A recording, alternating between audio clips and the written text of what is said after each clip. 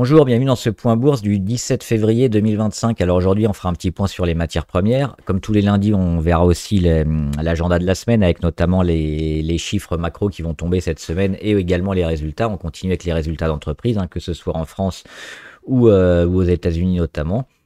On verra aussi les 40 valeurs du CAC 40, les plus grandes entreprises françaises, et on fera un petit focus sur le CAC.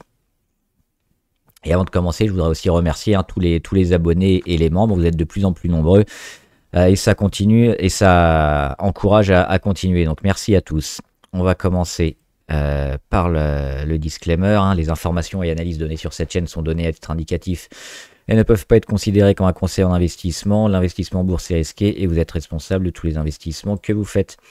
Un petit point sur le Brent. Il n'y a absolument rien sur le pétrole pour le moment. On est toujours dans cette phase un peu d'attente de confirmation de la Chine qui tient les prix relativement haut sur les 75, haut à court terme, parce qu'à long terme, on va certainement revenir peut-être vers les 70 avec une demande toujours un petit peu moyenne. Donc sans la Chine, on ira certainement un peu plus bas. Donc on verra ces prochains jours. Là, on a les marchés américains qui sont fermés aujourd'hui. Le cuivre, alors petit retour depuis 2 jours, et pour moi, ça semble parti quand même sur le cuivre, avec notamment les tests ici, les 440 sur cet indicateur, et qui relance quand même le cuivre sur des niveaux intéressants. Alors on n'est pas revenu sur les plus hauts du mois de septembre, mais on a quand même lancé quelque chose et avec des volumes intéressants. Un petit point aussi sur le palladium, c'est pareil, on a donné un signal d'achat probablement intéressant ici fin janvier. Ça construit, ça congestionne un peu, mais le palladium devrait aussi repartir. Je pense on est toujours plutôt haussier. Et puis un petit point notamment sur les deux plus importantes, l'or et l'argent. L'or, alors à court terme, techniquement, ça semble pertinent quand même d'avoir une petite consolidation. On voit les échecs sur 2942 et puis le chandelier de vendredi notamment, où on mèche quasiment sur les mêmes niveaux avant de rebaisser. On n'est pas loin de confirmer l'inversion de tendance niveau MACD, donc la petite conso qui pourrait retrouver les 2790. Et puis ce qui va nous intéresser ici, Conso-IA, c'est de voir un peu la force de cette consolidation pour voir si on est allé chercher peut-être le plus haut. Tout le monde parlait des 3000 environ. On n'est pas allé encore les toucher. Et sur le niveau macro, on sent qu'il y a encore peut-être un peu de potentiel sur l'or. Il y a toujours beaucoup d'achats des États notamment. Donc, je verrais plutôt une petite consolidation courte avant d'aller chercher ce fameux mur des 3000 et plus, peut-être dans une dernière envolée, mais ça semble intéressant. Alors, ça sera peut-être pas pour le mois de février, peut-être un peu plus tard, on verra, mais je pense qu'on ira quand même en 2025 au-dessus des 3000. On verra surtout la force du rendu, si on a des rendus assez forts ou au contraire assez faibles qui nous permettent de repartir rapidement. Et peut-être intéressant de jouer l'argent qui a cassé sur une mèche vendredi, sa résistance à 32,5, mais qui est en train vraiment d'accumuler, d'être en embuscade ici depuis un moment. Là aussi, même si on a un retour, je pense que ça va casser et on aura peut-être un transfert un peu sur l'argent ces prochains jours. Donc plutôt intéressant soit d'anticiper une cassure, mais la cassure elle peut arriver comme ce qu'on a vécu le 18 octobre avec un chandelier énorme. Soit attendre la cassure effective des 32,50, mais on aura certainement aussi sur 2025 un argent qui dépassera les 35 cette année. Et on va regarder donc le CAC 40 et avant on va faire un petit point sur l'agenda de la semaine. Alors notamment les chiffres. Alors aujourd'hui il n'y a pas grand chose sur les chiffres macro. Demain on aura notamment l'IPC en France et puis des chiffres sur le sentiment économique en Allemagne et en Europe. Mercredi ça peut être intéressant à 2h30, prix immobilier qui était revenu négatif dernièrement, donc voir un peu la tendance si elle se confirme, si on a véritablement un petit changement au niveau de la Chine. IPC en Grande-Bretagne, permis de construire aux États-Unis. Mais ce qui va nous intéresser surtout, c'est jeudi-vendredi. Jeudi-vendredi, on a des grosses données économiques qui vont tomber. Et c'est là où on devrait avoir beaucoup de volatilité sur les marchés. Il y a aussi quelques résultats d'entreprise qui vont arriver à cette date-là. Et donc, une fin de semaine qui va être très importante. Donc, faudra se préparer probablement mercredi, hein, parce que jeudi, ça risque de bouger. On va avoir à 14h30, comme d'habitude, inscription hebdomadaire au chômage. Et puis, on a à la même heure un indice qui est très suivi, c'est l'indice de Fed de Philadelphie sur le manufacturier. Donc ça mesure un peu la santé économique du niveau manufacturier dans la région de Philadelphie. Et ça, c'est important, hein, c'est des chiffres qui sont très suivis. Ils étaient relativement corrects la dernière fois. On les attend un peu moins bien. Donc voir un peu si on a cette confirmation du ralentissement US ou pas sur le manufacturier. On sait que sur les services, c'est toujours beaucoup mieux. Et stock de pétrole brut. Et enfin vendredi, beaucoup de chiffres, notamment sur les PMI. PMI, ça mesure la contraction ou l'expansion du secteur économique.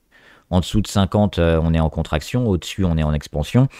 On l'aura notamment en France, Allemagne, en Europe. Et puis également aux États-Unis. Donc 9h15, 9h30, 10h pour France, Allemagne, Europe.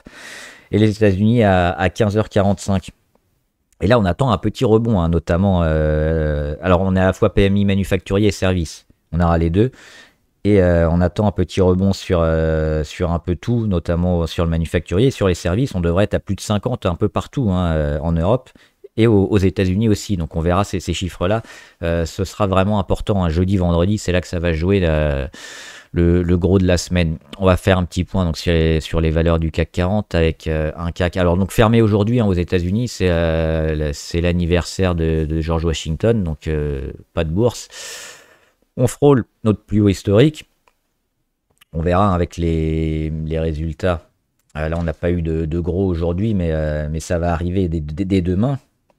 Et en fin de semaine aussi, donc pour voir si on va pouvoir à nouveau casser les 8259, notre plus haut, et aller taper les 1300.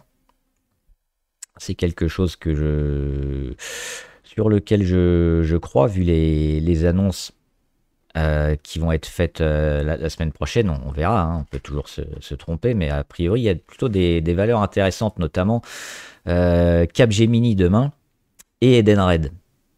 On aura également BIC Valneva. Il y a pas mal de minières, hein, minière or, minière argent. On a BHP aujourd'hui qui doit donner ses résultats. Donc ça peut être intéressant aussi de voir les résultats des minières toute cette semaine. On a mercredi Carrefour qui donne ses résultats, ils font un peu plus peur. On aura également Verallia, hein, pour voir les suites de l'OPA éventuellement, hein, si ça va se faire ou pas. ADP, Eramet, Nexans. Et puis jeudi, grosse journée avec Accor Hotel, Airbus, Renault et Schneider Electric sur le CAC 40. On aura également GTT, hein, notamment, et Imerys. Et puis BE Semiconductor. Et aux États-Unis, Walmart et Alibaba. Alors Alibaba, elle n'est pas aux États-Unis, mais on peut la prendre notamment sur les marchés américains. Et puis vendredi, on aura Air Liquide qui donnera ses résultats. Donc grosse semaine avec plutôt des valeurs qui me semblent intéressantes et qui devraient donner des résultats plutôt bons, et ceux qui ne sont pas forcément attendus bons, comme peut-être Edenred. Leur valorisation a tellement dégringolé que je pense qu'il y a une partie, même la totalité, qui est déjà pricée dans le cours, et on pourrait déjà rebondir et repartir. Donc même avec des résultats moyens, ça devrait être acheté. Et avec des bons résultats encore plus. Donc on verra demain, mais c'est une hypothèse plutôt favorable. Les grandes lignes donc sur le CAC 40. Alors Accor, ils ont une belle tendance, hein, un trend following ici depuis la cassure. Alors on ne le voit pas ici en journalier. Les 44, c'est ici. C'était le plus haut de 2018, été 2018. Qu'on a cassé assez récemment, et depuis, on le voit, depuis on continue gentiment. Les chiffres étaient plutôt bons, hein, sur les résultats d'Accor, donc plutôt rester, plutôt jouer le long terme, éventuellement, hein, sur une petite conso, notamment sur les 44 ou sur les 42. Je pense que ça serait intéressant d'acheter. Maintenant, rentrer maintenant, c'est uniquement pour jouer le trend following, le court terme, et puis peut-être se prémunir, hein, avec un stop si on veut jouer peut-être ici sur les 48. Sinon, je ne rentrerai pas maintenant pour du court terme. Air Liquide qui donne ses résultats en fin de semaine. On avait donné, hein, le signal d'achat ici au niveau des 161, toujours positif. Et ça devrait enfin décoller, hein, en 2025, après une année 2024 où on a eu du mal. Porté aussi par son marché aux États-Unis très important. Donc oui, On aura peut-être aussi un peu de mal à court terme sur les 176, hein, le plus haut historique d'Air Liquide, mais on va les passer. C'est une quasi-certitude cette année, donc toujours intéressant à acheter. Même les replis seront plutôt intéressants à acheter. Airbus aussi qui donne ses résultats jeudi prochain. Ça continue plutôt bien sur Airbus. Là aussi, le carnet de commandes est plein. Les problèmes avec Boeing aussi ont un peu aidé. Donc toujours plutôt favorable long terme. Maintenant, court terme, oui, on avait ces zones d'achat ici autour des 150 hein, qui étaient intéressantes. Maintenant, on est déjà à 170. Donc à court terme, on attendra peut-être un repli à nouveau vers les 153, pourquoi pas, parce qu'on voit que c'est souvent joué, hein, les 153. Mais sinon, le trend est intéressant et on est toujours plutôt haussier sur Airbus. ArcelorMittal, très favorable sur Arcelor. Les résultats ont été largement achetés. On est déjà en train de consolider. Et puis, on consolide finalement largement au-dessus des 26-30, hein, qui représentent à peu près la moitié du chandelier. C'est toujours important de noter la moitié des gros chandeliers. Souvent, c'est des zones techniques intéressantes, que ce soit des rouges ou des verts. Et on le voit là, ça a été bien marqué, hein, avec un rebond sur ces niveaux-là, autour des 26-30. Donc plutôt favorable toujours sur ArcelorMittal, avec la Chine qui va mieux, et puis l'acier, hein, la sidérurgie qui va bien aussi, qui est en train de repartir. Donc oui, Arcelor 2025, le but c'est certainement hein, d'aller ici sur les 32-39 environ. Donc largement favorable aussi pour un achat maintenant sur Arcelor.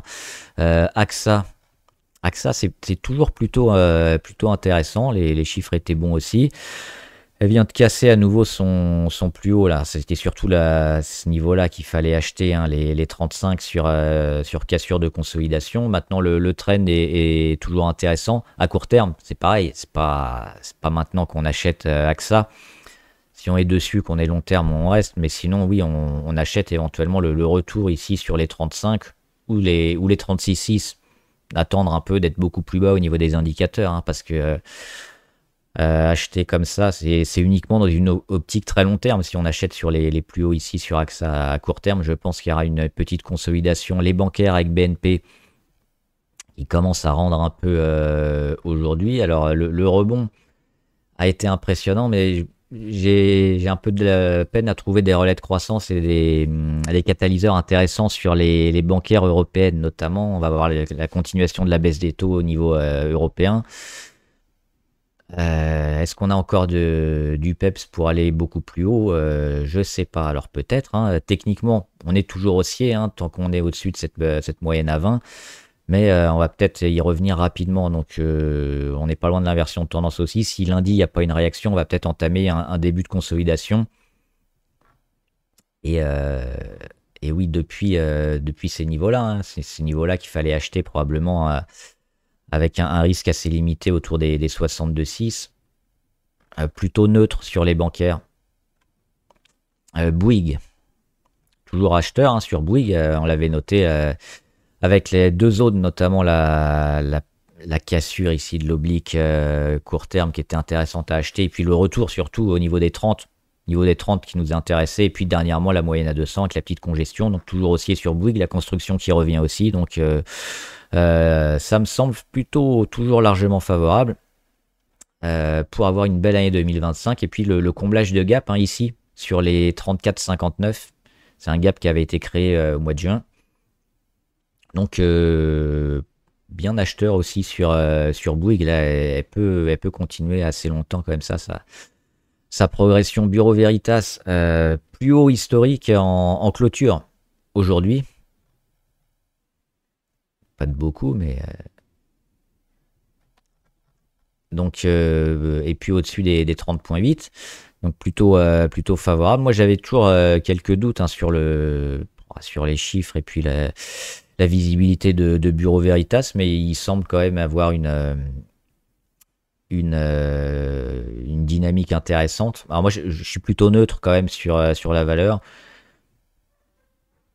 Techniquement, oui, là on est sur des niveaux alors qu'il faudra peut-être attendre encore 2-3 jours hein, pour être sûr de les passer si on veut acheter ici et puis se mettre 30,80 comme support.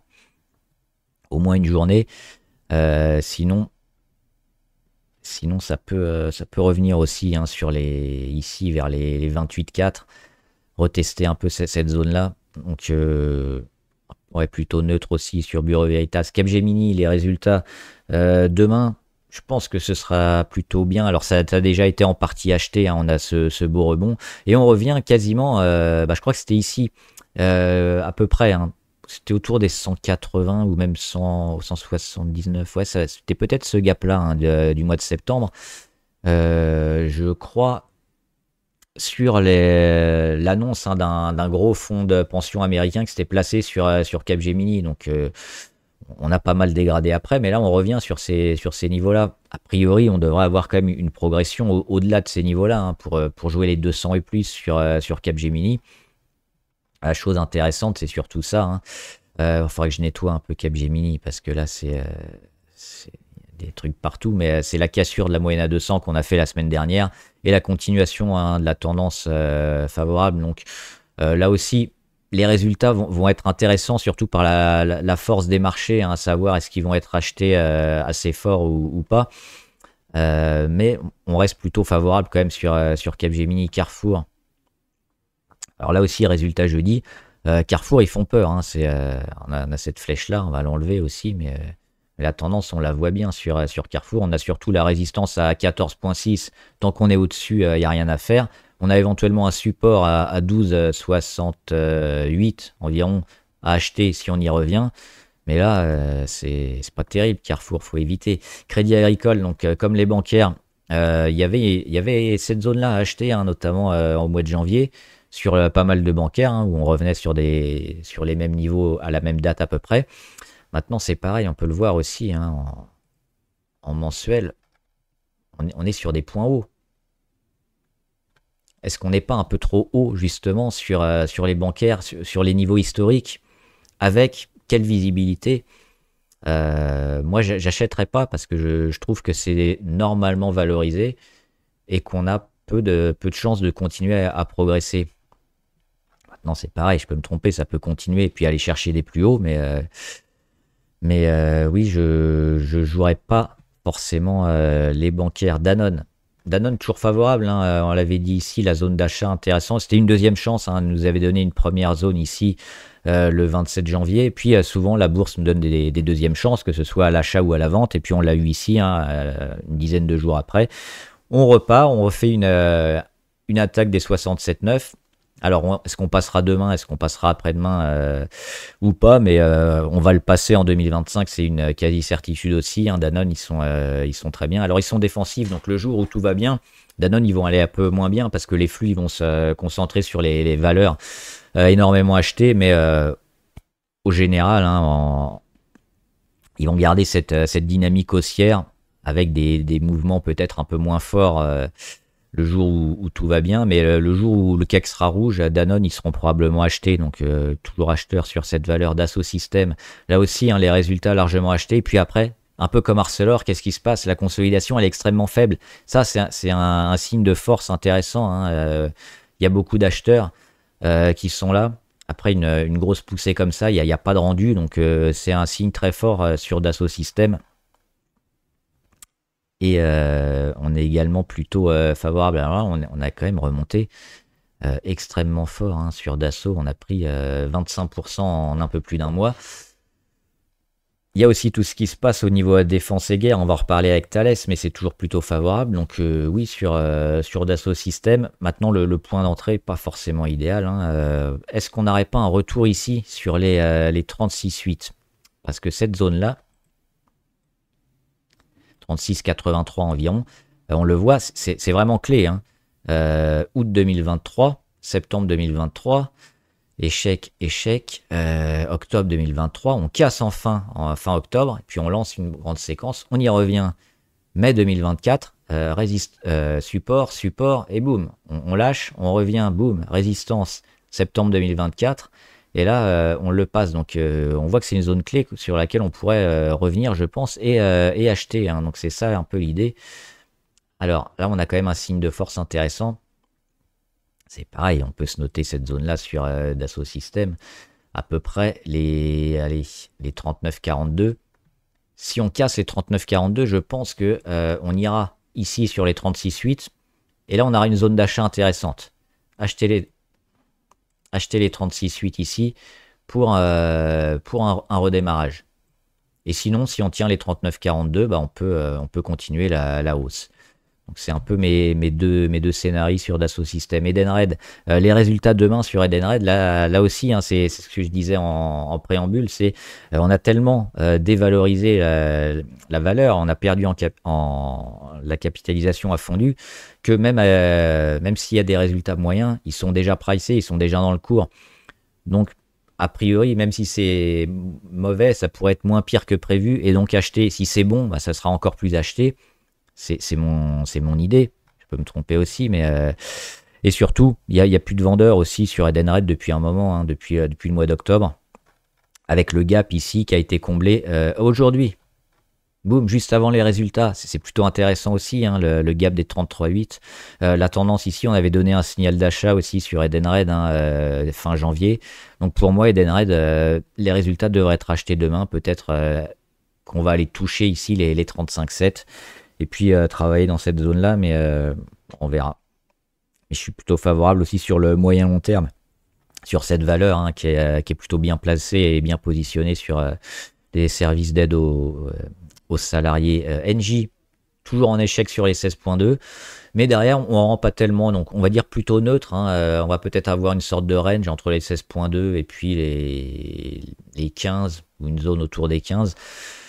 Pas grand chose à dire sur Engie, hein, c'est pour l'instant, ouais, on se dirige vers un range un peu comme ça. Essilor, c'est toujours magnifique ce que fait Essilor. Luxottica, c'est un des leaders, si ce n'est le leader, hein, sur le marché de l'optique. Ils font à la fois les verres et les montures. Les résultats ont été achetés et derrière, on vend pas trop non plus. Les gros retours, hein, les mèches éventuellement ou les petites chutes devront être achetées, je pense, sur Essilor, qui a toujours une visibilité intéressante et beaucoup d'atouts. Hein. On avait parlé ici de l'acquisition de Suprême et puis après de la rentrée au capital de Meta et surtout les lunettes connectées aussi, hein, de Meta en collaboration avec Essilor se vendent très bien. Donc ça explique un peu cette tendance. Elle part un peu comme une tech, là, c'est impressionnant ce que fait Essilor, mais oui. Alors acheter maintenant, c'est pareil. Si on joue le long terme ou le très long terme, oui. Maintenant, acheter sur des niveaux, on voit la MACD qui flambe, le RSI ça fait quasiment un mois où on est au-dessus de 70, on est à 86. Évidemment, on évite d'acheter, hein, c'est cette zone-là qu'il fallait acheter, les 239 environ. Maintenant, attendre le retour justement sur les 237, s'il a lieu. Sinon, on aura peut-être aussi un autre niveau à défendre sur les 287. Eurofin, moi je suis toujours négatif sur Eurofin. Alors les résultats avaient été achetés et puis finalement on voit que ça tient pas et c'est vendu. Hein. Moi ils me font peur Eurofin, je comprends toujours pas pourquoi ça baisse pas plus, pourquoi ils sont encore au CAC 40, parce que les chiffres font peur et puis dans un secteur qui s'en sort pour certaines beaucoup mieux, Eurofin, c'est moche. Donc pour l'instant on capitule pas non plus, hein, on reste au-dessus des 44. Mais c'est ça qu'il faut voir sur Eurofin, hein, la tendance entre les 44 et les 54 en gros, c'est cette zone-là. Est-ce qu'on va réussir enfin à dépasser les 53-54 et être un peu plus positif, ou alors aller en bas? Moi j'aime pas Eurofin. Hermès, le champion du luxe, deuxième pondération du CAC 40, hein, derrière LVMH, elle surperforme un peu tout le luxe, elle a des chiffres un peu meilleurs que tout le monde, hein. Ça avait été acheté, notamment sur les résultats de Richemont. Derrière, ses propres résultats à elle aussi étaient plutôt achetés, mais pas plus que ça, parce qu'on avait déjà pricé aussi, hein, on avait anticipé les bons résultats. À long terme, je pense qu'on est aussi favorable sur Hermès, surtout le luxe, qui a des côtés et qui a bien rebondi sur les résultats de Richemont dernièrement. Donc oui, à partir de là, on est favorable sur le moyen long terme. Maintenant, sur le court terme, c'est ça qui va être intéressant, qui peut faire la différence sur des pourcentages intéressants. Et là aussi, acheter Hermès maintenant, Après les résultats, même bon, des résultats qui avaient déjà été achetés en anticipation. Donc c'est plutôt un chandelier, des résultats qui nous ont dit bah, on prend nos bénéfices et on reviendra un petit peu après. Donc je pense que sur Hermès, il faut attendre la consolidation qui peut durer longtemps aussi. Ça peut durer peut-être que quelques semaines, mais ça peut durer beaucoup plus longtemps. Et éventuellement un retour sur les 2400. Là, je serais acheteur sur Hermès. Sinon, ça me semble un peu cher. Mais la tendance moyen-long terme est toujours positive. Kering, bah voilà, Kering, hein, le plus mauvais. Quand les mauvais élèves cassent des niveaux intéressants et se retournent, c'est là où on peut se dire que bah, tout le secteur va bien. Donc oui, Kering, on le voit, hein, ils ont enfin cassé leur moyenne à 200. Ça fait 3 jours qu'ils sont au-dessus. C'était pas arrivé depuis... alors on a eu une petite période là, juillet 2023. Et avant, on le voit, c'était printemps 2023. Donc ça dure énormément. Donc maintenant, oui, je pense qu'on a acté hein, le plus bas sur Kering. Et on va mettre en place un retournement qui va pas se faire en V parce que c'est pas une technologique, mais qui va prendre du temps, mais qui devrait se confirmer. Donc oui, maintenant sur Kering, on va dire, si on veut jouer le moyen terme, on est positif sur le court terme. C'est assez moyen. Je jouerai pas le court terme non plus sur Kering, mais oui, à partir de maintenant, on va certainement construire pour aller plus haut. Donc ça redevient intéressant. Le grand. Il a fait un super gap hein, sur résultat. Et derrière, qu'est-ce qu'on fait ben, on casse nos résistances et on est sur plus haut historique. Le grand, c'est un peu comme Schneider, c'est les data centers qui vont pousser hein, le chiffre d'affaires. DeepSeek, qui a fait un peu peur à tout le monde, mais c'était exagéré, ça s'achetait. Hein. Moi, je suis rentré notamment sur Schneider, mais oui, sur le grand, c'est pareil. On a effacé la panique DeepSeek et puis on repart un peu sur les technos qui vont bien. Donc oui, largement favorable. Hein. Toute cette zone de travail ici autour des 100, elle a débouché sur une explosion finalement à la hausse. Donc le grand et ses data centers devraient en profiter aussi en 2025. Hein. Donc toujours acheteur sur le grand. L'Oréal, ils ont du mal. On attend un peu des signaux plus forts de reprise sur le luxe, les cosmétiques. Ça tarde à reprendre. Alors, on avait ici hein, le début peut-être de la fin. Ça semble être confirmé. Maintenant, c'est ce qu'on disait, quand on se retourne, on ne se retourne pas en V. Donc c'est ce qu'elle est en train de faire, L'Oréal. Elle met un petit plus haut et puis après elle consolide lentement. Elle va chercher un nouveau plus haut, elle consolide, elle va faire pareil sur la moyenne à 200, elle va certainement faire un échec. Mais oui, mais il faudra être patient. Je pense que aussi moyen long terme, on est largement favorable. À court terme, peut-être s'éviter 1, 2, 3 mois de tergiversation, attendre un gros signal intéressant sur L'Oréal qu'on n'a pas encore, hein, on le verra sur les chiffres, on le verra aussi sur les graphes notamment, hein, c'est pareil, LVMH, première pondération du CAC, moins bien hein, forcément que Hermès. Là aussi le luxe repart, le luxe a acté son point bas fin d'année dernière. Le gap qui a été fait entre le 15 et le 16 janvier, il n'a pas été comblé. Il est au-dessus de la moyenne à 200, donc on le voit qu'on a quand même une belle force sur LVMH, même si on est moins fort qu'Hermès, qu'on fait des échecs ici sur les 759. On va avoir cette zone de construction ici qui s'achète aussi pour le moyen long terme, hein, donc sur LVMH, plutôt favorable. Même sur le court terme, c'est pas idiot non plus d'acheter. Peut-être attendre quand même le comblage de gap serait intéressant sur LVMH. C'est d'avoir ça, hein, en gros. Ce comblage de gap à 653, qui va coïncider avec la moyenne à 200 à peu près. Ce serait intéressant de rester observateur et puis ouais, d'avoir ça hein, sur LVMH. Boum. Là, on va chercher les stops, on va chercher les derniers vendeurs, et puis c'est le carburant pour repartir et mettre une dynamique haussière. Donc oui, plutôt mode observation. Michelin, échec sur moyenne à 200. Résultat, on fait un gap, échec sur moyenne à 200. Et derrière, 2 jours après, on n'arrive pas à passer. Donc moi, je suis pas fan non plus de Michelin. Il faudrait aussi un beau retour du secteur auto, et pour l'instant... on ne l'a pas. Donc, sur Michelin, On sent que c'est neutre aussi, c'est en embuscade, on anticipe un peu des bonnes choses, mais pas assez favorable pour passer un cap et puis se retourner entièrement. Donc là aussi, observation sur Michelin. Il y a éventuellement hein, alors, ce mini gap 32,92, 33,01 à combler. Et derrière, on surveillera hein, la cassure éventuelle de la moyenne à 200 autour des 34,23 € à peu près. On va dire 34,4 pour arrondir. Pour l'instant, ah oui, il y a une petite tendance en canal haussier. Mais il y a surtout cet échec-là. Donc, attendre qu'on casse les 34,5 pour Michelin. Et là, on aura un signal favorable Orange. Alors moi, je vous l'ai dit la dernière fois, Orange, je ne comprends pas pourquoi il monte. Les résultats sont moyens. Elle se fait battre largement par ses concurrents. Il y a une concurrence aussi féroce en France. Et je parle aussi des autres concurrents étrangers. Ouais, alors oui, le dividende qui est pas mal sur Orange. Mais bon, est-ce que ça vaut le coup d'acheter maintenant sur des plus hauts hein. Et puis on va le regarder aussi un peu en hebdomadaire, Orange.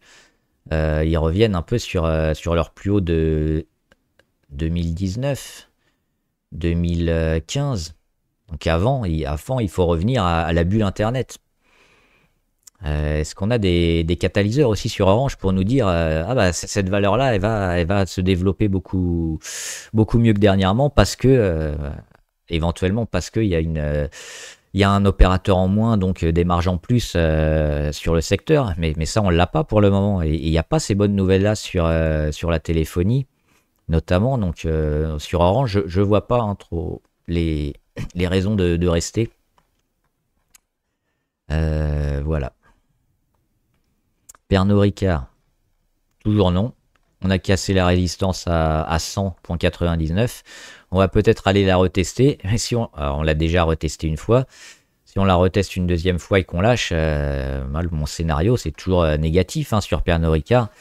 La reprise en Chine, c'est pas faite. Les États-Unis aussi, c'est moyen. Les droits de douane qui taxent les spiritueux et les alcools sont importants. Donc ça fait beaucoup trop pour Pernod Ricard. Là aussi, la valorisation a tellement fondu, hein, divisé par deux, que le jour où on a un début de reprise, ce sera intéressant, je pense, à acheter, mais il faut attendre. On a eu cette première alerte à la rentrée 2024, finalement non. On l'aura peut-être un peu plus tard, au printemps 2025.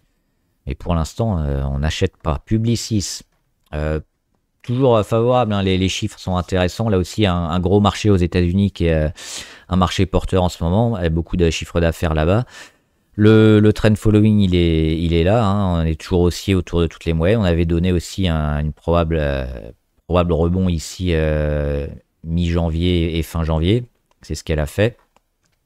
Alors c'est plutôt défensif aussi, je pense, hein, Publicis.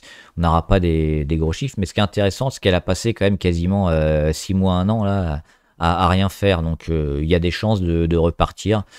Et c'est plutôt une belle valeur aussi. Pas forcément très volatile, mais justement, si vous cherchez des valeurs un peu moins risquées, hein, ça peut être intéressant. Renault.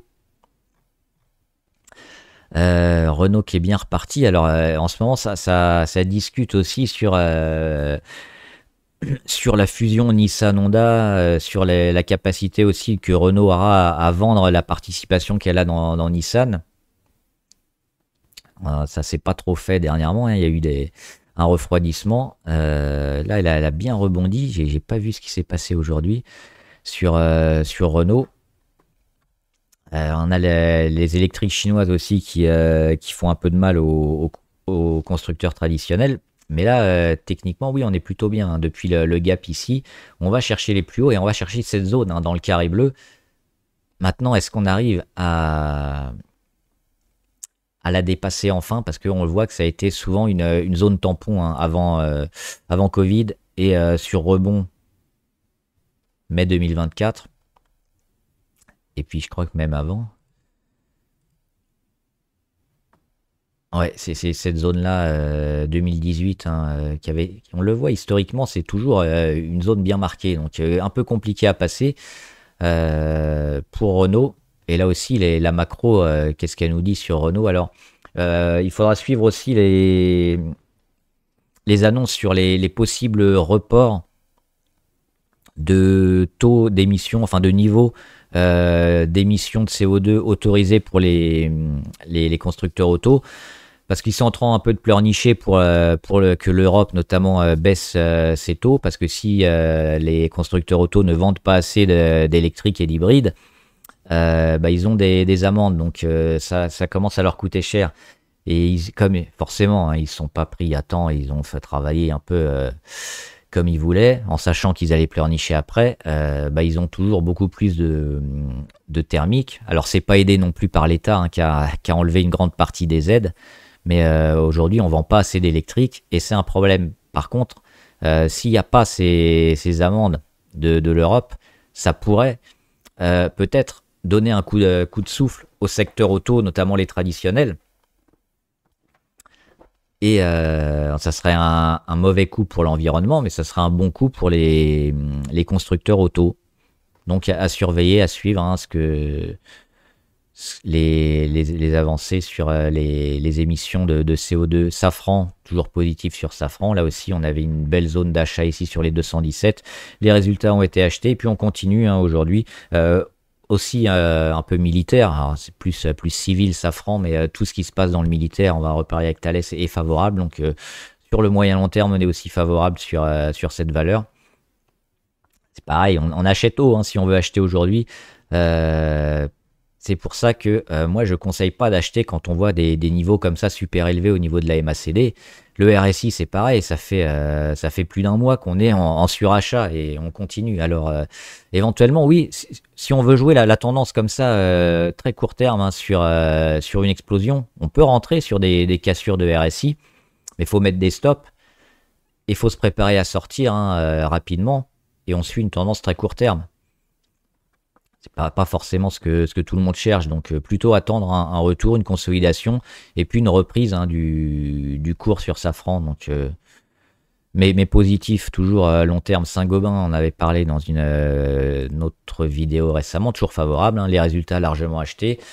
Un secteur aussi qui pourrait être en pleine expansion prochainement, donc plutôt intéressant, toujours Saint-Gobain. Là aussi, on regarde les indicateurs, mais finalement, sur Saint-Gobain, on n'a pas cette poussée un peu forte comme on a un peu sur Safran ou sur d'autres, parce que on le voit, c'est plutôt c'est assez linéaire. Elle fait des petites consos. On voit que la moyenne à 200 est pas si loin que ça, donc si on veut rentrer sur Saint-Gobain, ça me semble un peu moins risqué que sur certaines autres, hein, qui sont sur leur plus haut. Parce que là, on est sur des plus hauts historiques quand même sur Saint-Gobain. Sanofi, oui, la stratégie sur Sanofi est pas mal, hein. On en avait parlé ici début de l'année, en janvier 2025. On refrôle les 106, mais il y a eu pas mal d'investissements, notamment en recherche et développement, ce qui avait été un peu le problème, notamment ici en 2023. Donc elle va sortir de nouveaux médicaments, et c'est plutôt intéressant ce que fait Sanofi dernièrement. Alors certaines américaines sont peut-être plus intéressantes, mais oui, sur le court terme, éventuellement acheter les 100 si on y revient. Ça peut être intéressant, parce que là on va peut-être avoir une phase un peu de congestion, hein, entre les 106. Si on passe pas les 106 rapidement, on reviendra sur les 100 et ça s'achètera. Mais sinon, si on casse les 106, oui, toujours favorable, hein, sur Sanofi. Là aussi, les indicateurs sont un peu hauts, c'est pour ça que vaut mieux attendre, je pense. Schneider Electric, un peu comme Legrand. Alors Legrand, ils ont mieux réagi. Schneider, il y aura les résultats jeudi, donc je pense que ça va réagir jeudi. Est-ce que ce sera le même résultat que Legrand ou pas? On peut espérer quand même. Schneider, c'est un peu le leader, hein, par rapport à Legrand. C'est le même secteur. Il y a eu ici la panique DeepSeek, hein, avec les data centers, et puis l'interrogation sur tous les data centers. Mais on est revenu où? Sur la moyenne à 200, sur le support ici à 285. Donc c'est racheté. Derrière, on accumule et on voit, hein, que la tendance avec toujours beaucoup de volume. Ça qui est bien. Un peu de panique, des volumes, et puis des volumes un peu plus importants que précédemment. C'est racheté. C'est vu comme une opportunité d'achat, je pense, hein. Moi, j'étais rentré un jour trop tôt. et j'étais rentré quand même sur Schneider. C'est une valeur que je suivais depuis un moment, que je trouvais un peu haute, et puis là, la panique DeepSeek m'a fait rentrer sur Schneider, donc je pense qu'à moyen long terme aussi, on ira à nouveau au-delà des 275, et si les data centers et l'IA reprend bien, on ira casser les 300. Société Générale, un peu comme toutes les bancaires, plutôt neutres, et on est quand même sur des niveaux super élevés, hein, on le voit notamment en hebdomadaire, et on a cassé les 36,8. Alors est-ce que sur Société Générale, qui est moins capitalisée que les autres notamment, on pourrait avoir un rattrapage? Et peut-être parce qu'on voit que la tendance est plus forte que sur la BNP et Crédit Agricole. Donc, éventuellement, si on a une bancaire à jouer, ce serait plutôt celle-là. Mais là aussi, moi, je suis un peu inquiet de voir des niveaux de valorisation historiquement hauts, avec peut-être les manques de catalyseurs, et puis l'Europe qui va pas forcément super bien, et la BCE qui baisse ses taux, c'est pas forcément le mieux pour les bancaires. Stellantis, le problème Stellantis, hein, de gros problèmes de construction, notamment au Canada et au Mexique, au Canada surtout, et donc pénalisé par des droits de douane. Le marché américain en plus qui a du mal à acheter, et on achète plutôt chinois, hein, parce que les autres sont un peu chers, donc un peu la double peine sur Stellantis. Tant qu'on revient pas au-dessus des 14, je suis négatif sur Stellantis. Alors la bonne nouvelle, elle va finir par arriver au bout d'un moment, mais Stellantis, on m'en parle depuis ici, hein, depuis les 20. Depuis les 20, on m'a dit, Aurélien, ça a déjà baissé de 22%. Est-ce que c'est pas une bonne occasion? Hop, 30%, 40%, 50%. Ça continue de baisser. Alors il y a un moment où oui, ça va finalement rebondir. Ce qui est intéressant, c'est de voir hein, ces plus bas. Alors le plus bas, il est ici sur le 2 décembre. Et on a surtout un peu cette tendance ici depuis octobre, où on baisse quasiment plus. Hein, donc il y a un moment où ça va repartir, mais je pense qu'il faudra attendre. Et on n'est pas à l'abri non plus de casser une nouvelle fois à la baisse. Donc, il faut être prudent quand même sur ce genre de valeur de graphe. Et puis, quand la macro aussi est pas favorable, plutôt faire attention. ST microélectronique, moyen. Le gap n'a pas été comblé. Là, le dernier gap baissier qui a été créé le 29 janvier. Donc, défavorable sur ST microélectronique. Ils me font peur aussi, hein. Ils vont finir par se faire sortir du CAC aussi. Les semi-conducteurs, les techs flambent. Alors il y a eu des consos sur certaines, mais là c'est pas de la conso hein, qu'on a sur ST microélectronique. On part des 49 pour aller sur les 21. On perd 57%, et là on est à moins 53. Le marché n'en veut pas, et le marché a certainement raison, hein, donc et pas s'acharner à acheter du STM que personne ne veut. Téléperformance. C'est pas la semaine prochaine. Non, c'est je crois, les résultats de Téléperformance. C'est la semaine prochaine, il me semble, sur cette valeur. Moi, j'aime bien, hein, je vous en parle depuis un moment, Téléperformance, et puis on voit, hein, ça continue. On a cassé assez facilement la moyenne à 200. Pour moi, ça s'achète. Alors, les résultats qui tout double, mais je serais plutôt acheteur toujours de Téléperformance. On l'a vu hein, sur les rachats sur les 76, le plus bas du mois de mars 2024, le rebond du mois de décembre 2024. Derrière, on casse enfin la moyenne à 200 depuis ici. Alors, on avait fait un faux départ à l'été 2024, mais là...